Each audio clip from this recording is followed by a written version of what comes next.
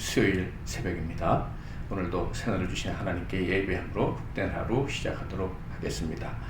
오늘 하나님께서 주신 은혜의 말씀은 신약성경 데살로니가전서 4장 13절부터 18절까지 말씀이 되겠습니다. 데살로니가전서 4장 13절부터 마지막 절까지 봉독해 드리겠습니다. 형제들아, 자는 자들에 관하여는 너희가 알지 못함을 우리가 원하지 아니하노니 이는 소망 없는 다른 이와 같이 슬퍼하지 않게 하려 함이라.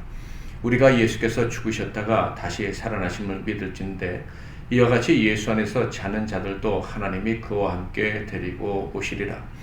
우리가 주의 말씀으로 너희에게 이것을 말하노니 주께서 강림하실 때까지 우리 살아남아 있는 자도 자는 자보다 결코 앞서지 못하리라. 주께서 호령과 천사장의 소리와 하나님의 나팔 소리로 친히 하늘로부터 강림하시리니 그리스도 안에서 죽은 자들이 먼저 일어나고 그 후에 우리 살아남은 자들도 그들과 함께 구름 속으로 끌어올려 공중에서 주를 영접하게 하시리니 그리하여 우리가 항상 주와 함께 있으리라. 그러므로 이러한 말로 서로 위로하라. 아멘. 오늘은 죽은 자들의 부활과 재림, 죽은 자들의 부활과 재림이라는 제목으로 하나님 말씀을 상고하겠습니다. 인간은 하나님 앞에서 참 겸손해야 합니다. 하나님 앞에서 우리가 겸손해야 하는 이유 중에 하나가 무지 때문입니다.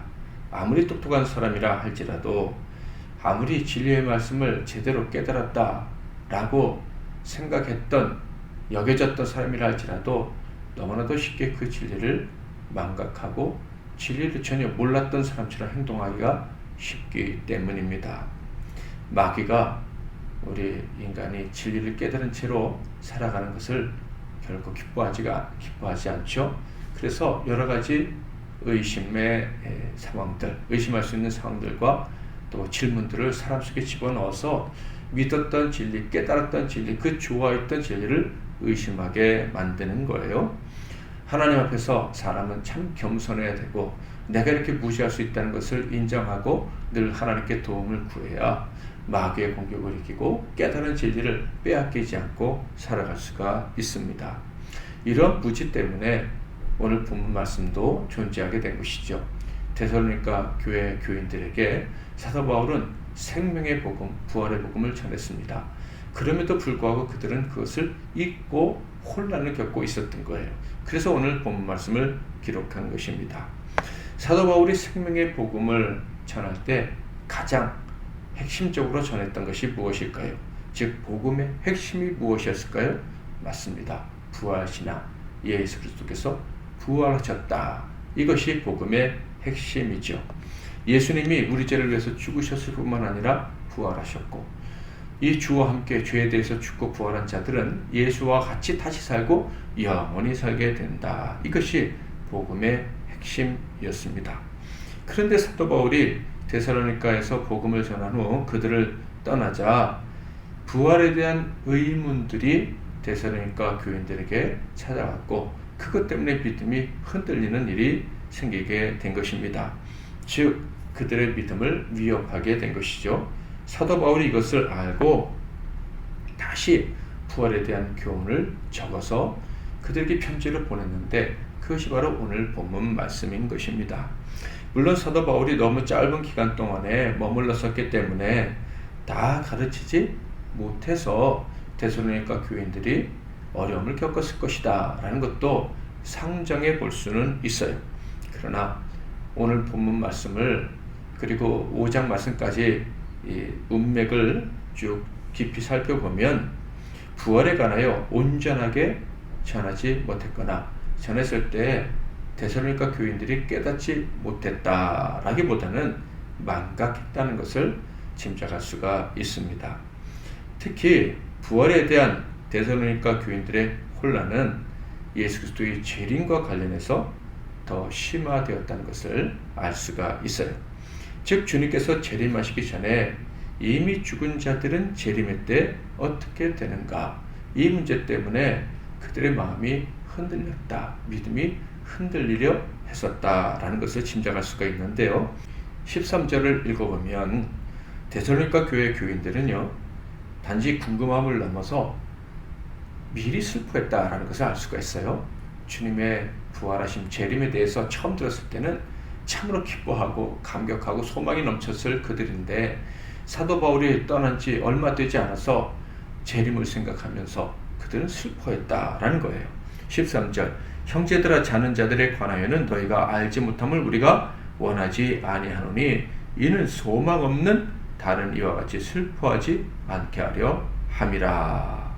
데살로니가 교회 성도들은 재림의 때를 생각하면서 슬퍼했다. 그래서 사도 바울은 다음 같은 기원으로 그들에 대한 재교육을 시작을 합니다. 14절 우리가 예수께서 죽으셨다가 다시 살아나심을 믿을진데 이와 같이 예수 안에서 자는 자들도 하나님이 그와 함께 데리고 오시리라. 저는 이 말씀을 묵상하면서 개인적으로는 믿음, 즉 부활신앙에 대한 믿음이 연약함에 대해서 사도 바울이 책망하는 것 같다라는 느낌을 받게 되었습니다. 왜냐하면 그들은 이미 부활에 대해서 들었고 또 깨닫고 그래서 믿게 된 사람들이기 때문이죠. 예수 그리스도의 부활, 믿는 자들의 부활에 대해서 그들은 들었습니다. 당연히 나사로의 부활, 그리고 예수님께서 십자가에서 죽으실 때 부활, 그리고 예수님이 죽은 자들을 살리신 이야기들도 분명히 들었을 것입니다. 사도 바울은 이 14절 말씀 통해서 너희가 들은 대로, 너희가 전에 고백한 대로 예수 그리스도의 부활을 믿지 않느냐? 그렇다면 믿다가 죽은 사람들의 부활도 믿어야 되지 않겠느냐? 너희들도 그때 믿는다고 하지 않았었느냐? 왜 의심하느냐? 라고 말씀을 하고 있는 거예요. 예수 그리스도를 믿고 그분의 부활을 믿는다면 영생을 약속받은 자들이 어찌 죽은 상태로 있겠느냐? 그들의 부활도 믿어야 하는 것 아니냐라고 말씀을 하신 거예요. 그런데 14절은 이런 말씀도 하셨죠.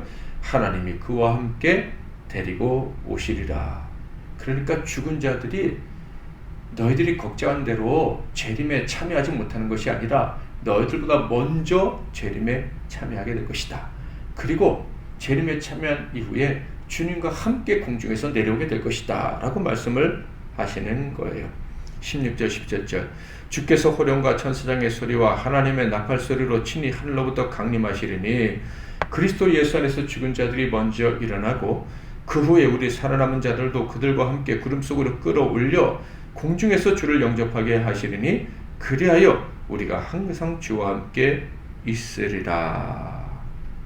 걱정, 근심, 슬픔 할 필요가 없다라는 거예요. 먼저 죽은 자들 때문에 그런 쓸데없는 감정적 소비를 하지 마라. 믿음 없는 사람처럼 행동하지 말라라고 말씀하고 있습니다. 살아있는 자가 더 복되거나 재림하실 예수님을 먼저 만나거나 독점하는 것이 절대 아니다라는 거예요. 15절 우리가 주의 말씀으로 너희에게 이것을 말하노니 주께서 강림하실 때까지 우리 살아남아 있는 자도 자는 자보다 결코 앞서지 못하리라. 그러므로 오늘 말씀의 결론은 주님의 재림을 생각하면서 염려하거나 걱정하는 것은 말도 되지 않는 행동이다. 절대 염려하거나 슬퍼하지 말라는 거예요. 대신에 우리가 받은 믿음, 곧 우리가 받은 부활신앙이 얼마나 귀한지 알고 기뻐하고 감사하라는 거예요. 더 나아가 18절 말씀 그러므로 이러한 말로 서로 위로하라는 것입니다. 17절에 보면 재림의 날은 슬프거나 아쉬움이 동반되는 날이 아니고 그리하여 우리가 항상 주와 함께 있으리라 말씀처럼 완전한 동행, 영원한 동행이 시작되는 날이기 때문이다 라는 거예요. 그러므로 그날을 생각하면 기뻐해야지 염려하고 슬퍼할 일이 절대 아니다 라고 말씀을 하십니다. 저와 여러분의 믿음은 한마디로 부활에 대한 믿음, 부활신앙입니다. 재림의 날 주와 영원한 삶을 시작하게 될 것이라는 것을 믿는 믿음입니다. 살든지 죽든지 감사해야 될 이유가 여기에 있습니다. 주님이 재림하시는 날까지 살아있어도 되고 그 전에 죽어도 상관없습니다. 우리는 재림의 날 모두가 다 주와 함께 영원한 삶으로 들어가게 될 것이기 때문입니다. 세상 흔들리고 찬양 추천해 드립니다. 제가 먼저 잠깐 기도한 이후에 여러분 찬양하고 기도하시고 복된 하루 시작하시기를 바랍니다. 살아계신 하나님 아버지, 우리의 삶은 예수와 함께 다시 시작한 그 순간 영혼과 이어진 삶인 줄 믿습니다.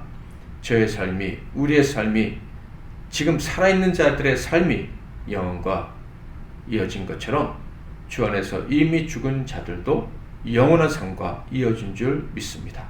그러므로 주님의 재림을 생각할 때마다 걱정할 이유가 조금도 없고 오히려 감사할 것밖에 없음을 기억하는 우리 모두가 되게 하옵소서.